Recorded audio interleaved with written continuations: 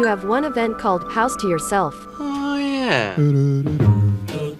Hey, Google, add aftershave to my shopping list. Hey, Google, remind me to clean these sheets later. Okay, I'll remind you. Too bad AC ain't Someone's at the front door. What do I owe you? Looks like you paid online. Keep the change, you filthy animal. Okay. He was once the highest paid child actor in Hollywood, the face that launched 1,000 memes, and the kid who made us all believe in the power of booby traps against bumbling burglars. But then, he vanished from our screens. What happened to the boy who screamed with his hands on his cheeks? Where did Macaulay Culkin go, and what is his life like now in 2025? The answers might just shock you. Remember this face? The mischievous grin, the piercing scream, the iconic aftershave scene. In the early 90s, Macaulay Culkin wasn't just famous, he was a global phenomenon. At just 10 years old, he commanded an astonishing $8 million per film, becoming the highest-paid child star in Hollywood history. But fame came with a price. The spotlight can be cruel, especially to those who find it at such a young age. And for Macaulay Culkin, the journey from beloved child star to adult actor wasn't just challenging. It was a roller coaster that few could have survived. Today, in 2025, Macaulay Culkin is 44 years old. The little boy who outsmarted the Wet Bandits is now middle-aged. And what he's doing with his life now might just change everything you thought you knew about the former child star. To understand where Macaulay is today, we need to go back to where it all began.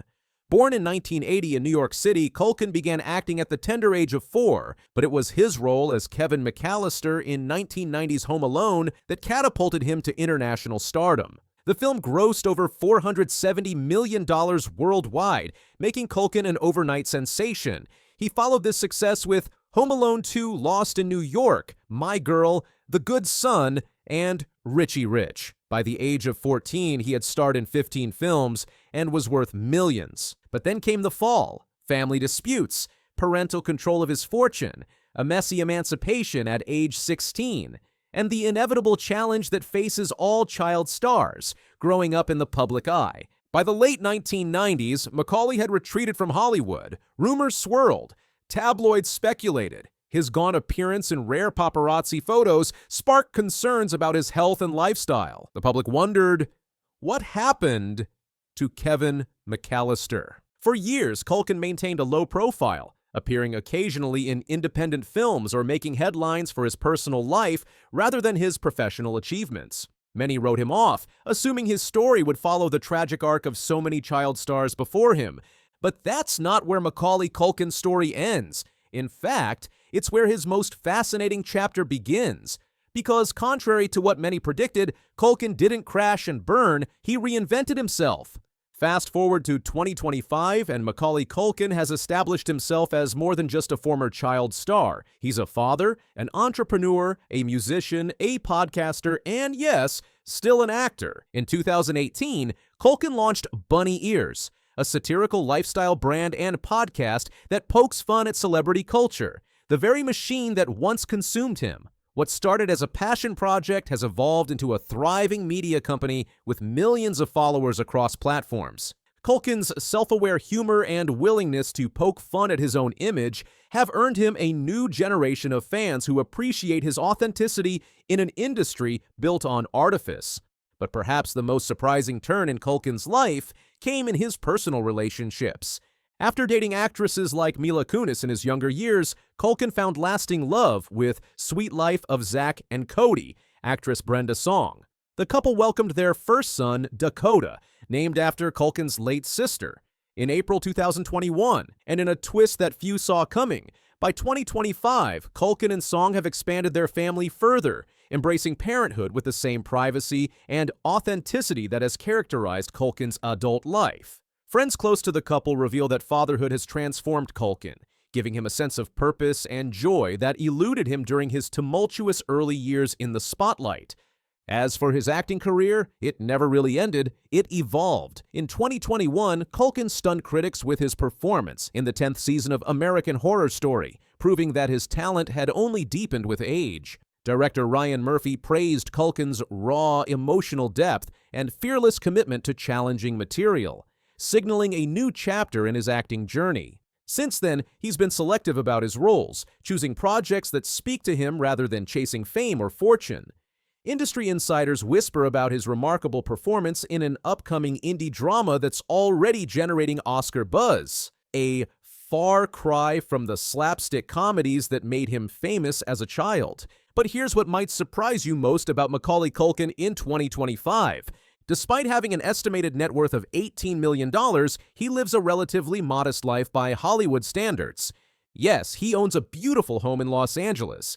Yes, he has a collection of unique cars. But friends describe him as down-to-earth, more interested in his family and creative pursuits than in flaunting his wealth. In rare interviews, Culkin has spoken candidly about his journey, offering insights into what it means to find yourself after being defined by a role you played as a child. For a long time, I was running from Kevin McAllister, he admitted in a recent profile. Now I've made peace with him. He's a part of me, but he's not all of me, and that's okay. This perspective has allowed Culkin to embrace his iconic past while forging a new identity. He's even been known to playfully recreate famous Home Alone scenes on social media, much to the delight of nostalgic fans. This willingness to acknowledge his history while refusing to be defined by it has become the hallmark of Culkin's adult persona. Beyond acting and entrepreneurship, Culkin has explored other creative outlets. His band, The Pizza Underground, a pizza-themed Velvet Underground parody group, may have been short-lived, but it showcased his willingness to experiment and not take himself too seriously.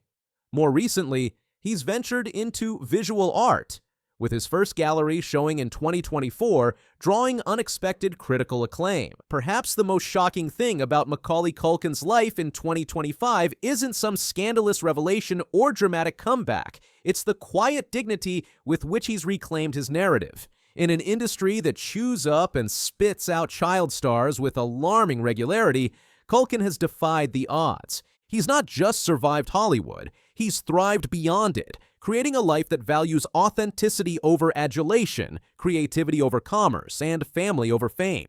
While former child stars often make headlines for their troubles, Culkin has managed something far more remarkable. He's become normal, and in Hollywood, that might be the most radical act of all. From the precocious kid who conquered Hollywood to the thoughtful adult who conquered his demons, Macaulay Culkin's journey reminds us all that sometimes the most remarkable second acts happen when the cameras aren't rolling. This is Macaulay Culkin in 2025, former child star, current Renaissance man, and living proof that sometimes the most shocking twist in a Hollywood story is a happy ending.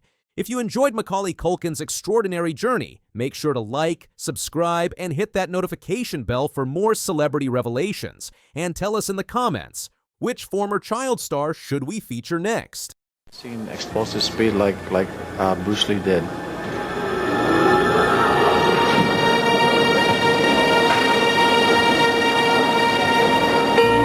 A television producer. What if I told you that the secret to becoming a legend isn't talent, but ritual? What if the difference between greatness and mediocrity lies not in what you're born with, but in what you do every single day? In the world of martial arts, one man proved this truth more dramatically than any other. At just 135 pounds, Bruce Lee generated more striking power than fighters twice his size. He could perform two-finger push-ups, hold a 75-pound barbell at arm's length for several minutes, and execute a punch so fast that cameras struggled to capture it. But how? What daily practices transformed this ordinary man into the most influential martial artist in history? While most of Hong Kong slept, Bruce Lee was already awake. His day began at 5 a.m. sharp, not with coffee or breakfast, but with a grueling ritual that would make Olympic athletes wince. A punishing, all-out run designed to push his cardiovascular system to its absolute limits before most people had even opened their eyes. To me, the extraordinary aspect of martial arts lies in its simplicity, Lee once said. The easy way is also the right way, and martial arts is nothing at all special. The closer to the true way, the less wastage of expression there is. But there was nothing simple about what followed this run. Drenched in sweat, Lee would immediately transition to 2 hours of technical martial arts practice. Every punch, every kick, every stance meticulously refined with scientific precision. He treated his body like a laboratory, constantly experimenting with ways to generate more force with less effort. While others practiced moves, Lee studied the physics behind them. He analyzed the biomechanics of each technique, obsessively recording his findings in journals that read more like scientific research papers than workout logs. What made Lee truly revolutionary wasn't just his physical prowess, but his willingness to break with tradition. At a time when weight training was considered taboo in martial arts, Lee embraced it, but with his own dangerous twist. Between 9 a.m. and 11 a.m., Lee would engage in strength training sessions that combined Western bodybuilding with Eastern martial philosophy. He wasn't interested in building showy muscles. He wanted functional power that could translate directly to combat. One of his signature exercises was the dragon flag, a core movement so demanding that it tests the absolute limits of human abdominal strength. But perhaps most controversial was Lee's devotion to isometric training. For hours, he would push against immovable objects with maximum force, attempting to engage every muscle fiber in his body. He would hold positions of extreme tension until his muscles visibly trembled, pushing far beyond what most would consider the point of failure. Not daily increase, but daily decrease. Hack away at the unessential, he famously said. Yet his training schedule revealed a man who believed in ruthless addition before strategic subtraction. After a brief rest and light meal, Lee would begin his afternoon session at 2 p.m. While others might decrease intensity as the day wore on, Lee was just getting started. This 3-hour block focused exclusively on power and speed development. Using specialized equipment and rubber bands to create resistance, Lee would practice striking at maximum velocity against resistance.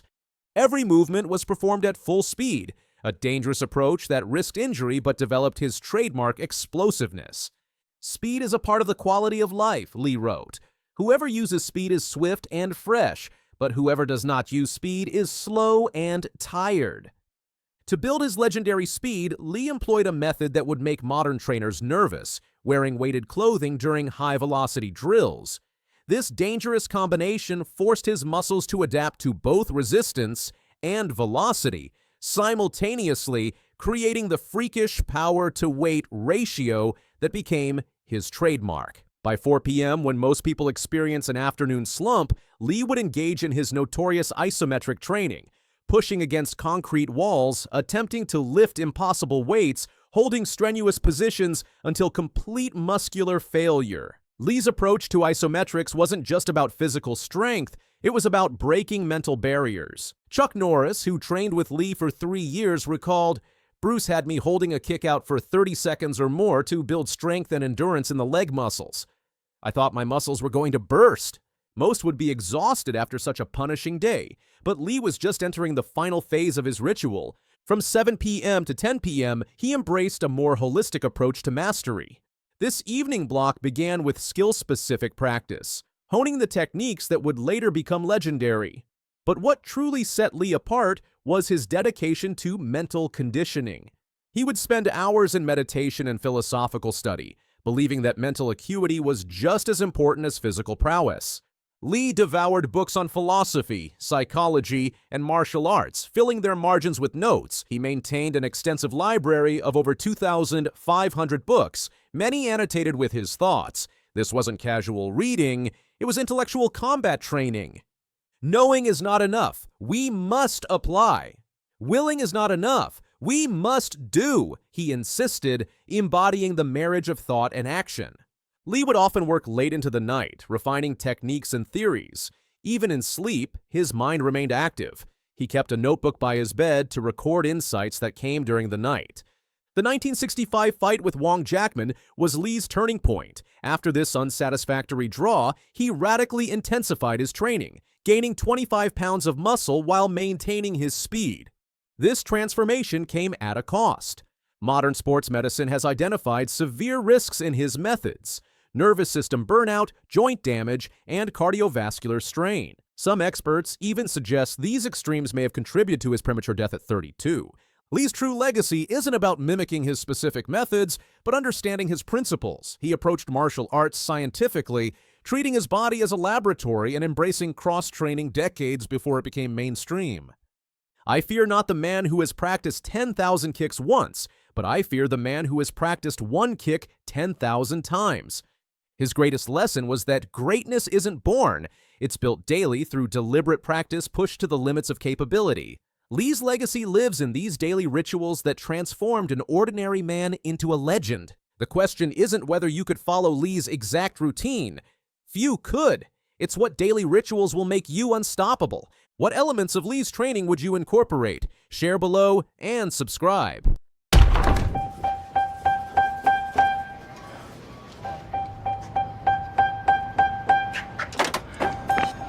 Rise and shine. For years, Leonardo DiCaprio has been instantly recognizable with his signature sandy blonde hair. It's been part of his identity, almost like a visual trademark. Do you love him?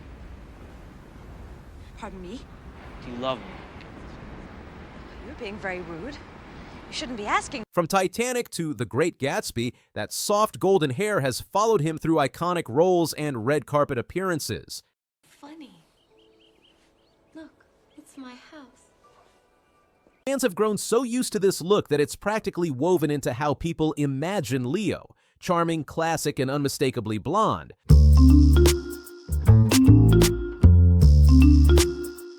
But that image just got a serious shakeup. He's ditched the blonde completely. Leo has gone dark, and we mean really dark. We're talking deep brown hair, a noticeably tinted beard, and even darker, more defined eyebrows. The transformation is nothing short of striking. It's the kind of bold change that doesn't just alter a person's appearance. It flips the narrative. Suddenly, Leo doesn't just look like a movie star. He looks like a different kind of movie star. More intense and a little mysterious. The new look made its grand debut as Leo appeared alongside his co-stars to promote his upcoming film, One Battle After Another. As the flashes went off and reporters scrambled for quotes, it was clear that his transformation wasn't just a personal style choice, it was part of the performance. He wasn't just showing up to talk about a movie, he was the movie. The change in appearance added another layer to the buzz surrounding the film and left fans and critics wondering if this new look ties directly into the character he plays. In true DiCaprio fashion,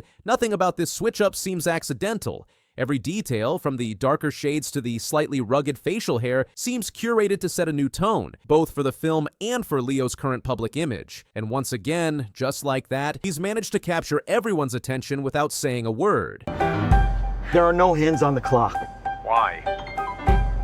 Because they're not needed. What time is it? And of course, he looked as cool as ever. He wore an all-black outfit, a suede jacket, tailored pants, and dress shoes. The whole cast looked amazing, by the way. Teyana Taylor was stunning in a navy coat dress, and Regina Hall looked incredible in a blue top and silver trousers. But let's be real, all eyes were on Leo and his new look. Now, the reactions online have been, well, mixed. Some fans are absolutely loving it. A lot of people actually like Leo's new darker hair. For many, no matter his age, he still carries that timeless charm and remains one of the greatest actors out there. But not everyone is impressed. Some are making lighthearted jokes calling it a midlife crisis, while others are being a bit more blunt, even poking fun at his weight. The internet can be pretty ruthless sometimes. Still, many fans believe this new look is likely for an upcoming movie role, and honestly, that makes perfect sense. He's an actor after all. Changing his appearance for a role is just part of his craft. And speaking of movies, let's talk about One Battle After Another. It sounds wild. It's a satirical black comedy directed by Paul Thomas Anderson. Leo plays a rebellious father who has to rescue his kidnapped daughter. The movie is based on Thomas Pynchon's novel Vineland, and it has a $140 million budget. Seriously, this sounds like it's going to be a must-see. This movie marks Leo's first leading role since Killers of the Flower Moon, which was nominated for a bunch of Oscars. He's not just known for his acting, he's also known for his dating life. And he's been making headlines recently because he's been dating Italian model Vittoria Soretti. She's 26, which of course has gotten people talking because there is an age gap between them. They've been together since 2023, and things seem to be getting serious. There have even been rumors of an engagement. Vittoria even talked about being in a relationship with one of the most desired people in the world, in an interview with Vogue France. She said that as long as their love is real, there's no reason to worry about the attention. That's a pretty cool way to look at it, right? Of course, Leo has been linked to a lot of famous women over the years, including Gisele Bündchen, Blake Lively, Rihanna, and Gigi Hadid, but it seems like he might have found something special with Vittoria.